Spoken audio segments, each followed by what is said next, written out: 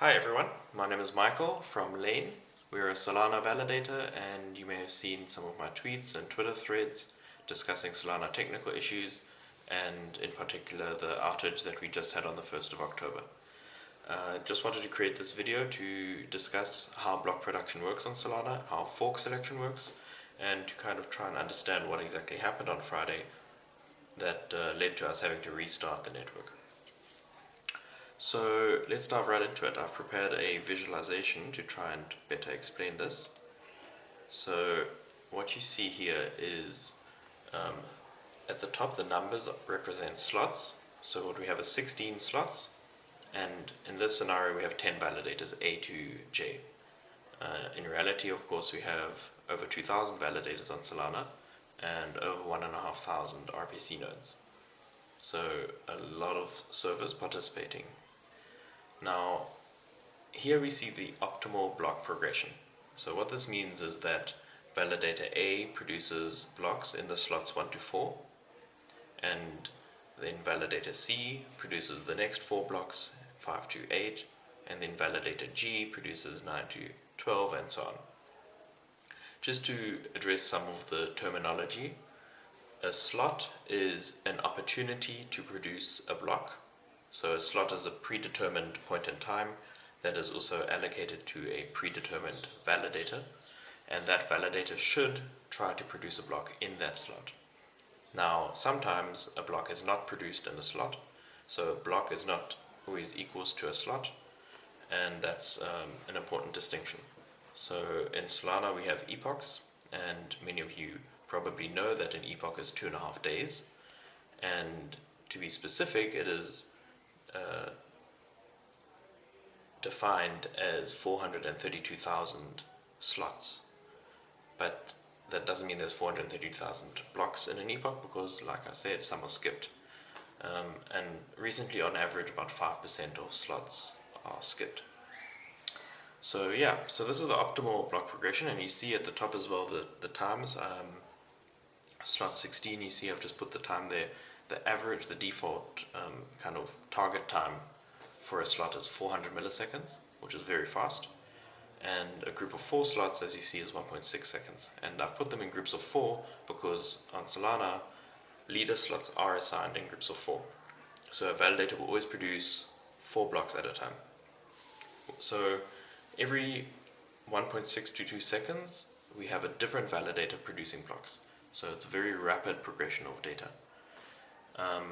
So this is the optimum, this is what it should be, but in reality we do have some skipped slots. So looking at how that happens, here's a scenario where validator C might be offline and they don't produce any blocks. So you can see validator A produces their blocks 1 to 4, and the gray dots that you see for the other validators that aren't the leader, that aren't producing the blocks, those actually represent the replay. So every validator and every RPC node replays and executes every single block produced by every other validator. So just because a validator is not producing a block doesn't mean that they're sitting idle. They are actually verifying and validating the transactions in the blocks being produced by others. So you can see in this scenario, validator C has skipped their slot, so there's also nothing to do for the other validators because there's no blocks. And then validator G picks up, builds block 9 off block 4. So this is a relatively common scenario. Validators have to update, upgrade, or there's a hardware fault or some reason that they're offline and slots get skipped. So this is pretty common, this is expected, and the Solana software handles this scenario perfectly fine.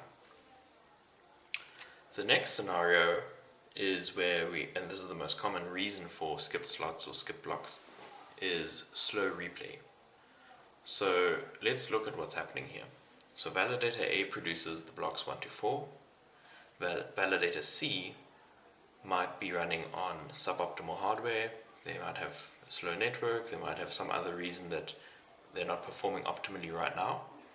So before validator C can produce the block for slot 5, they have to first finish replaying and executing the blocks for slots 1 to 4. So if they are a little bit slow in doing that, what will happen is that they will start producing block 5 too late.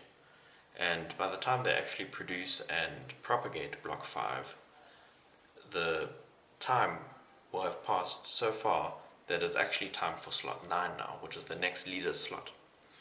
And that's what we can see here, is that validator G, they start slot 9, they see, okay, it's time for my leader slot, and I haven't received any data for block 5. So I'm just going to start with block 4, and I'm going to build a fork starting from block 4, and then 9, 10, 11, 12. So that's what happened here. And then what actually happened is that validator D, when it's their turn in block 13, by that point they have now seen the blocks that validator C produced, even though they were delayed. So what's happened now is they see the block for slot 5 from C, and they say, okay, I'm going to continue with that one, and they then produce a fork starting from slot 5, 5, 6, 7, and then 8, and then their slot, which is 13. And they're basically skipping the blocks produced by validator G. And now we have two competing forks. So this is how we have forking on Solana. This is very common. Again, it's expected. And what will happen is that ultimately the other validators, based on which blocks they see and what order they process things, they will pick one of those forks as the winning fork. And in this scenario, you can see by how I've framed the slots that the fork in yellow or orange by validator D is the winning fork, which means that the blocks by validator G are not finalized. Those transactions won't have succeeded. Generally what happens though when we see forking, because the validator in G, so slots 9 to 12, hasn't seen the blocks produced by C, many of the transactions that have gone to C have also gone to G. So G will include those same transactions in their blocks, and that's also why we have the forks, because now we have two blocks on two different forks with the same transactions. So the transaction will ultimately get included on one of the forks. And a transaction can't be executed twice, of course, so those forks can't somehow be merged and cause the same transaction to have been executed twice. But in this way, so we might see some delays in confirmation, because a finalized transaction on Solana requires 32 blocks to include it. So when we have skip blocks, of course, it takes more time to get to 32, which is why skip rate and skip blocks are not great for user experience. So yeah, this is another common scenario that we see. And of course, we can have the reverse. So now the winning fork is actually the fork produced by validator G. So what's happened here is that validator D continued the fork of the validator G instead of validator C.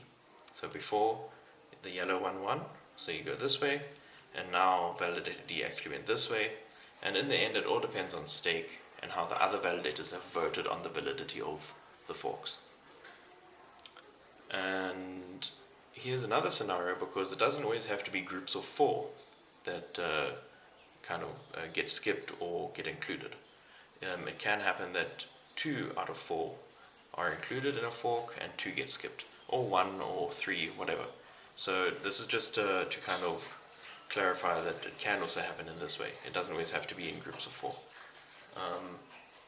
Don't know if you can hear that sound. That's my dog drinking some water. I apologize for that. And the same here. So you can see validator G has skipped those last 2 slots produced by C, because presumably they came in too late. So what happened is C was in time with their first 2 slots, so G saw those and built off those, but their last 2 slots, 7 and 8, were too late, so G skipped them. And then what you can see is D continued off from where G left, and that was the winning fork. Another scenario is that because in this scenario the delay is presumably not so great, because 2 were already included with G, so that by the time validator D continues, all 4 from C should have arrived, and then you see this shape of fork. So these are all very common scenarios. This happens every minute of every day on Solana. Very standard. The software is designed to manage this. But what happened on Friday is a little bit different. There was a validator that had been misconfigured in a sense. And specifically what happened is that this validator appears to have been running on two servers simultaneously. So two instances running of this validator. Now normally this isn't possible because the Solana validator software actually detects if another instance is running and it will shut itself down. But it appears that in this case that check had been disabled. The theory that most people seem to have is that this was a failed failover setup. So what happens is that if your validator crashes, you want to minimize downtime. So what some operators do is they have two servers, and what they'll do is that when one crashes, the second one automatically takes over. Now it's important in that scenario that only one is running at a time, of course. Somehow the theory, and this is speculation, is that this was somehow a failed setup where both were running at the same time. So what happens is then when slot 5 comes around in this scenario that you see in front of you, so validator C is the offending validator in this case, what happens is slot 5 comes around and now both of their running validators will try to produce a block, because both of them think they are the leader at that time and there can only be one block produced per slot. So both of them will produce a block, purple and yellow in this graphic. And so specifically what happened on Friday, on the 1st of October, or 1st of Saturday, but the outage actually started on Friday at about, 21:41 GMT, in the evening. So what happened on Friday is that validator C, the offending validator, in the first slot of their group of 4, they produced 2 blocks, purple and yellow. And the next validator, G, in this case, took the first block produced and took the purple block because they only saw one of them. So they didn't realize it was a duplicate, and they built a fork off of that. Most of the rest, or not most, but a lot of the rest of the cluster did what validator D did in this scenario. So they saw that this is a duplicate. They said, no, I'm not going to use this duplicate, and I'm going to build off slot 4, the previous leader's last block.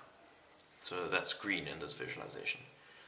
But what happened is that we don't know the exact numbers, but presumably around 52% of stake, or at least 52%, that's the threshold, voted for the fork that G built off that first duplicate block.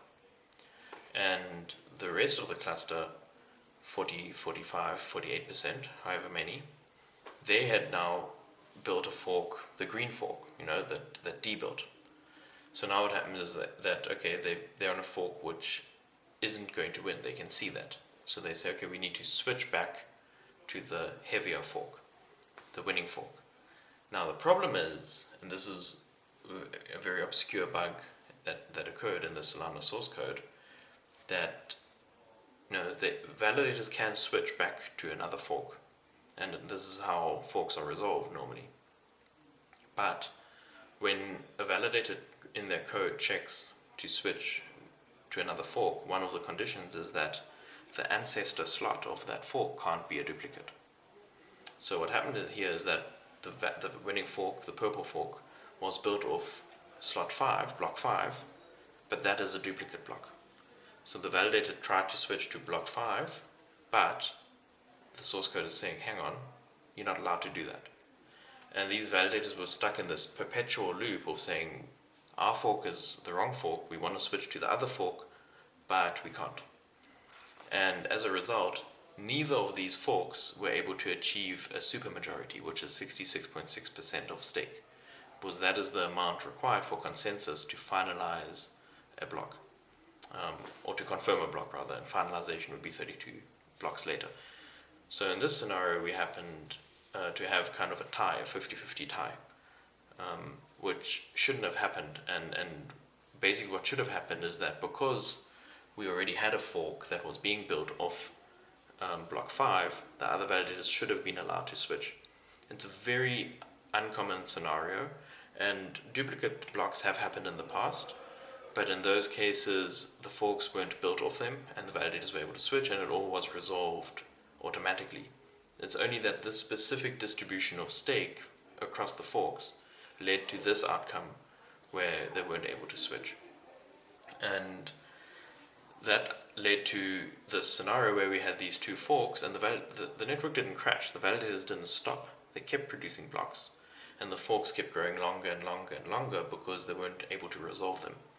And because none of the forks were, like, you weren't getting that 66% to move past slot 5, or slot 4 actually in this case, nothing was being finalized, so none of those transactions were confirmed. And initially there was hope that possibly by restarting the validators we could kind of force them to switch to the heavier fork.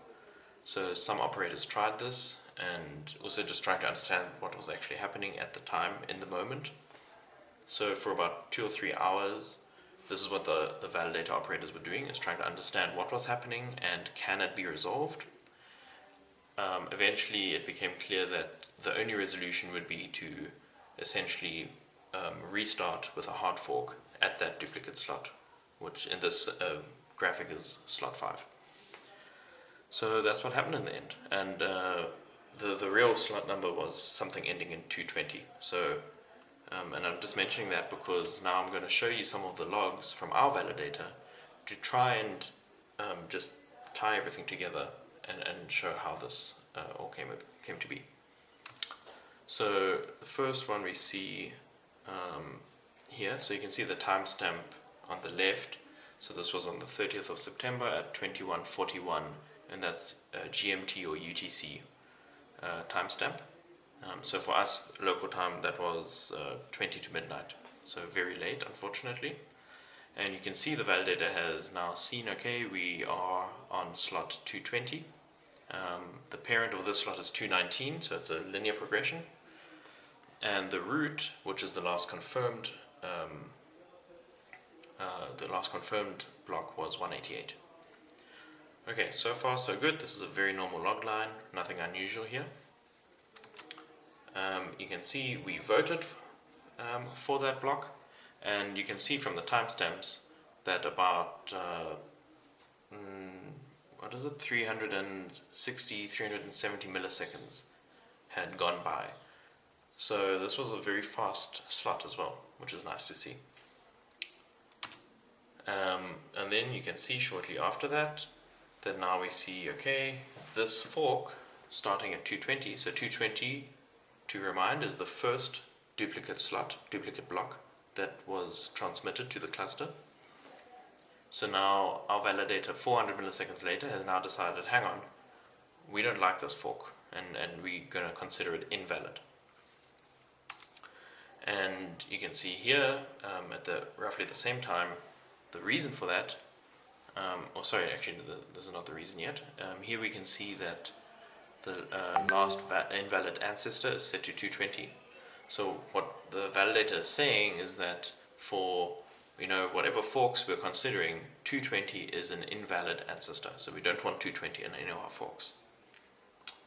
And then we can see, okay, now the validator is saying, okay, we're waiting to switch to 219, the previous block, the last valid block, which was not a duplicate.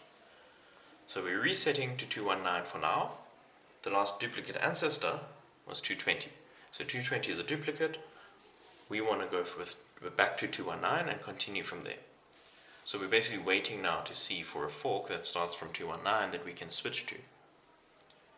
Now what happens in the meantime is the fork from 220 with the duplicate has actually received quite a lot of votes from other validators as well. We voted for it, and because we didn't know yet that it was a duplicate when we voted for it. And other validators also voted for it, so now we say, okay, hang on, we've detected a partition, which is essentially a fork where the fork gets like a lot of support.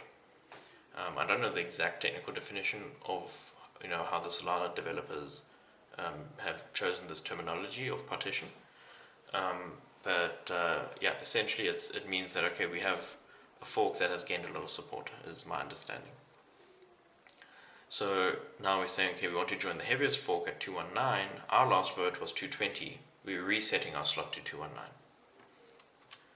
But then we say, hang on, now we're actually going to say 220 is a valid candidate. Why? Because now enough of the cluster has voted for 220 that only 220 can win. There isn't enough stake left over for a different fork to win. So now we're saying, okay, 220 it is, there's no other option, so 220 is a valid candidate. But we keep seeing this, repetition, partition detected. Now we're saying waiting to join the heaviest fork at 220. Before you see it was 219. So now the validator is saying, okay, 220 is the fork we have to join. That's the heaviest fork. But that's the one we can't join because it's a duplicate. And you can see now our validator, and this is what is just looping and recurring and recurring. We're waiting to switch to 220. We're resetting to 220, waiting. Now it says the latest duplicate is 221 because 221 was also a duplicate. So now our validator is saying, okay, we want to go to 220. It's trying to go to 220. Now, what these logs aren't telling is that when it's trying to switch to 220 in the code base, in that code execution, when it's making that decision, and there's a function, a method in the code called heaviest subtree fork choice. And switch fork decision, I think, might be the method name. I'm not 100% sure. But basically the validator will say, okay, here's all the information we have, which fork do we choose? And that function, that method, is where we had this bug, that for this particular scenario, it was returning none. So it was saying there is no fork that you can switch to at the moment. You have to wait. But we were in a situation where the information we had wasn't changing. So validators were constantly sitting, waiting, wanting to switch, but unable to because the code told them you can't. And that's essentially what happened on Friday. I hope that was helpful and not too convoluted or verbose. I tried to break it down in a way that is easy to understand. I also want to clarify that in some of the graphics where you could see essentially the validator was not replaying slots that were being skipped, in reality validators will replay all the slots, even the ones that they end up skipping, because that goes into their information, into their decision making. Only slots that aren't produced at all, where there are no blocks at all, are not replayed. Otherwise they're always replayed. It's very unfortunate what happened. Obviously network outages are not desirable. And so what happens when the network is restarted is that we have to look at what is the last confirmed block. So we want to ensure that we never roll back confirmed transactions. So we look at, okay, what's the last block that was confirmed? And that was 220, that first duplicate block.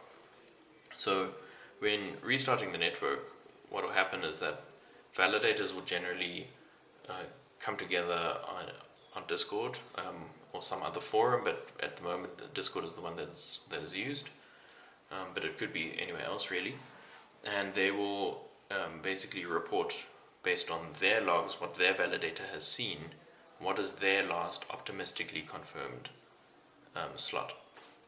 And on Friday it was very clear, everyone's results were the same, 220.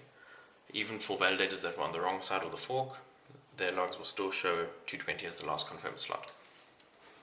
And then essentially what you have to do is you have to go and produce a snapshot. A snapshot is a kind of a window into the state of all of the accounts on Solana. And it's generated from your ledger. So your ledger is your database with all the transactions that every validator has. And so validators will then produce a snapshot at that slot. So they'll basically get a single file which contains all the balances, all the contents of every account at that slot based on the last confirmed transactions. And then they will restart their validators using that snapshot. So the validator will basically be at a state of that slot. And they will use a special argument to say, okay, we're going to wait for a supermajority at this slot. So they'll start up, they'll load the ledger, they'll get ready, but they won't start producing blocks or validating transactions. They'll go online, they'll wait, and once 80% of stake has all joined at that slot, then they will start. And the reason is that we need 66% to confirm a transaction, so there's no point starting before. And we bump that up to 80% because we just want that safety margin. If you start at 67%, 1% goes offline, then the network stalls again. So that's how a restart works. Sorry, my phone died that I'm using to record this. So closing things off, I think we've covered most of kind of the high level things that went down on Friday. I just want to also talk about the difference between a congestion event and an outage that requires a restart. Many people are referring to Solana having had 8 outages this year, which isn't correct. But of course, you have to be clear what your definition of an outage is. So generally, most of us refer to an outage as an event where block production halts. So normally we produce a block every 400 milliseconds or so, ideally. And an outage is a situation where consensus stalls, block production halts, and we need to coordinate a network restart to regain consensus and resume block production. During congestion events, which we saw a lot in January and February of this year, users were struggling to submit transactions, but validators were still producing blocks with hundreds and sometimes thousands, not hundreds of thousands, hundreds and sometimes thousands of transactions still in every one of those blocks. It's just that because of the level of spam, that regular users were not able to submit transactions. So the impact as far as users are concerned may be similar, but on a technical level they're very different, and that distinction is very important because a outage that requires a network restart is much more severe. So in total, Solana has had 5 outages in December 2020, September 21, and then this year we've had 3 at the end of April, beginning of June, and now at the beginning of October.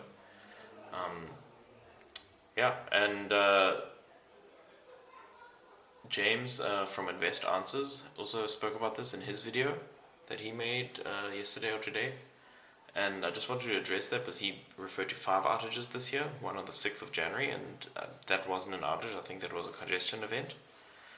And he also referred to this outage having been one of the fastest at 2.5 hours, and I'm not sure what the source of that graph that he shows in his video is and that data, but the total outage this time was actually 8.5 hours and was longer than the previous one. And that's because in the beginning of the video I mentioned we had this kind of period at the beginning where we were hoping that we could fix or regain consensus, resolve the forks without having to restart. Yeah, so I think that covers everything. Hopefully this wasn't too dry and boring. If you found this type of content useful, and if there are other things that you would like to hear about more, or that you think it would be great to have a video on, please comment below and give me some feedback, and then maybe I'll make some more of these in future. Thank you so much for watching.